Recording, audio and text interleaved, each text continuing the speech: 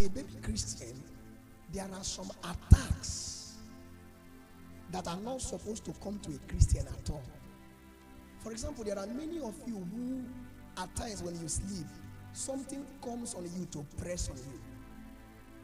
If you have experienced it, I have experienced it before. If you have experienced it, raise up your hand. You've experienced something pressing on you and you want to say, Jesus. Am I correct? And at times, Jesus, the thing will not allow you. True of us. If it has happened to you anytime in your life, have you raised your hand?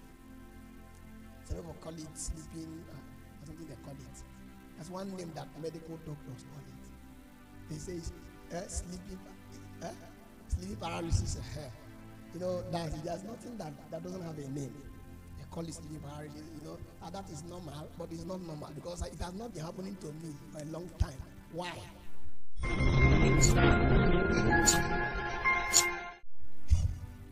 There is a level you will reach, that thing will become a history. Immature baby Christians will give it. You will pray. And at times, those days when I pray much, that's when it comes. The day you pray heavily, that day that you do warfare prayer, your prayer will touch everything, touch powers, touch altars, touch, and they will now come and check it. There were times I see the face, I see the thing. Have you seen the thing? At times you see the hand. At times you see the body. At times, I think there was a time I held the hand, trying to remove it from my neck. I held it. And when the thing disappeared, my hand was still like this. And for a few seconds and minutes, I was still thinking that the thing was still there. Can you imagine? Like this, you are just, hey, walk up. It is only mature Christians that must have prayed their soul into a state where this kind of attack cannot happen to them. You see, those days when the thing happens to me, the next day something strategic will happen. Like either I lose money or I have that kind of. There are people that their own is attached to dreams. There's a kind of dream you will have, and you begin to have disappointments, betrayals, losses. I don't know, but it happens to people. Let me tell you, you may be born again. But the Bible said in the book of Galatians chapter 4 verse 1 to 4, it says that the hair, as long as it is a child, is not different from who? A slave. A slave. And the Bible says in John chapter 8 verse 32, that he said the slave does not abide in the house forever. I think it's that 32 or 36. The slave. And he said that every sinner is a slave to Satan.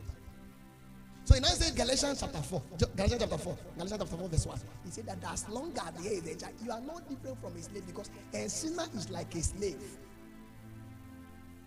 So when you are the heir, a believer that should inherit the power of God, but you have refused to grow in God, you will be like a slave. And you will still be experiencing the things that sinners experience, even though you are an inheritor of all things that belongs to God. That's why somebody will be born again, and you're wondering why he's passing through what he's passing through. Why am I born again and foundational powers have not left me? Why am I born again and I still don't know where my money is going? It's something bad. It's an anomaly. To be born again and you don't know your money, you can't give account. You don't know what takes your money. See, none of it at the end of the month, why? What happens to that money? What takes it? I'm trying to say that you are still a babe. When you grow and mature, you will begin to look for the solution to your problem. You take a journey. Can you say journey? You will take a journey. I begin to press in prayer. That time when a man is matured in God, that you don't pray prayer because people have preached on you to pray or to you. You have a prayer life, and that prayer life begins to produce results. You can say one or two things. Some of you have learned different kinds of work. That spirit is in you. You go there, and whatever they finish. And you know one thing, what you say is that you don't like the work. It is your village people that is making you not to like it. The spirit of poverty is what is making you not to like it. So that by the time you will realize your mistake, you must have become old and you'll be begging. That That spirit does not allow you to sit on one thing. You are immature. The hair, as long as it's a child, is not different from who? From who? So if masquerade used to pursue slaves, he will be pursuing a believer. Yet he's a believer because he is immature. If they used to send pin,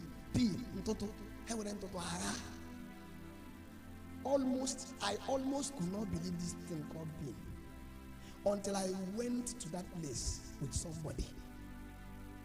That day, the guy was saying that he wants to go. The guy's leg was stiff; it couldn't bend like this. Everything that was done. So when we were talking to him, he said that there is nothing that nobody should pray for him, that he knows what he's doing. I don't know that you were there. My wife's brother. That time, years ago. Say nobody should talk to him, nobody should touch him. That he know what, that we should carry him to that place. So somebody came and we carried him. We reached there. They carried him out of the car. And then the guy came and touched him. Things were falling on the ground. And suddenly his legs started moving. I said, wow. My elder sister from my father was telling me yesterday that the day she could not walk for more than 3 days, they took her to that place. She said even from her tongue, they were bringing out pain. From her eyes, from the center of the head, from the neck. There's no place that they did not remove. She said, they will say, bring out your tongue. They will get it. Pain was coming out. And I asked her, I said, so when they were doing that, what happened? She said she was feeling relieved. The legs started moving. Everything started. There are technologies of dark princes. What is teaching them to put pin in? Now, the worst problem is when a believer goes to tap in. That's an anomaly. A believer. On Sunday. Then on Monday.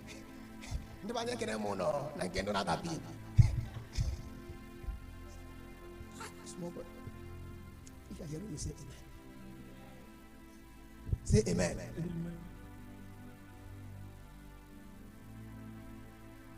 Like, how can you be a believer? Can you see tongues in us? Now, they can ask, I'm going to involve until one day somebody has to go give me an experiment. Let us check. Let us check which and now. You see, that's why we say you should be serious with God. Because you will not know the day they will use you to do experiment. We were at Udi yesterday for traditional marriage of my brother. One elderly man, I don't know what. We were just sitting down somewhere at one shop, drinking Pepsi and biscuit. So the man came, very old. Past everybody, came to where we were and brought out his hand. Inside my heart, I said, oh, it can't be my hand. We can have it now. You got test, yeah. What I came, we don't want to talk about that change. I brought up my hand to him. He said, good afternoon, sir. I said, good afternoon. I said, no, she had not. Where was I? Away Fiji. You don't know me.